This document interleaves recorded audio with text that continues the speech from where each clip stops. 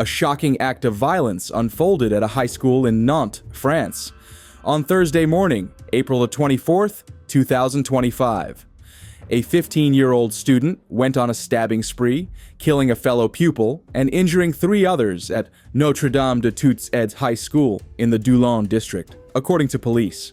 The attacker was overpowered by teachers before being arrested. BFM TV reports that the student who died was a girl, while the 3 injured were boys, though police have not confirmed their identities. Local media outlets, including West France, described the attacker as wearing all black, a helmet, and a balaclava. 2 knives were found near his belongings.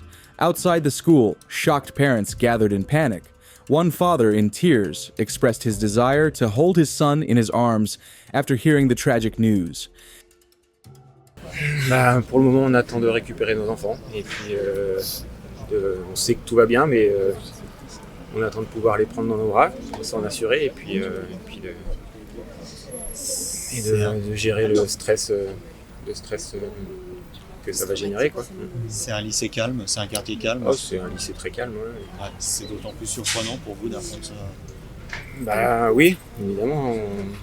Jusqu'ici, il n'y a jamais eu, à ma connaissance, de problème dans l'établissement. Donc voilà, évidemment, on est tous sous le choc.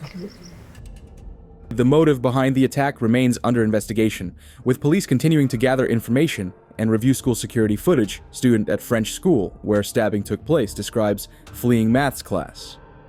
On était en cours de maths du coup et on entend les gens courir et crier. Donc c'était effroyable au début, mais en fait on comprenait pas, on se disait qu'est-ce qu'il y a. Notre prof voulait nous rassurer, donc on nous disait non mais c'est juste des gens qui courent dans les couloirs. Et ensuite, ça s'est calmé, mais vraiment moi j'étais inquiète avec quelques personnes de ma classe, on était très très inquiets parce qu'on se disait il y a quelque chose qui va pas bien. Puis ensuite, une deuxième fois les gens couraient et étaient en train de crier courez, on entendait les portes claquer. Et là on s'est dit il y a vraiment quelque chose qui va pas bien, on voulait fermer les portes. Puis voilà, un surveillant est venu, nous a dit vous sortez et vous courez. Donc là on a compris qu'il y avait quelque chose de pas bien, on a pris nos affaires, on est parti, on a couru et en descendant l'escalier on a vu que Justin était immobilisé par un personnel de l'établissement. Et voilà. Oui, choqué, énervé, traumatisé. Et voilà, sur le moment vraiment je réalisais pas ce qui se passait, je pleurais, j'étais paniquée.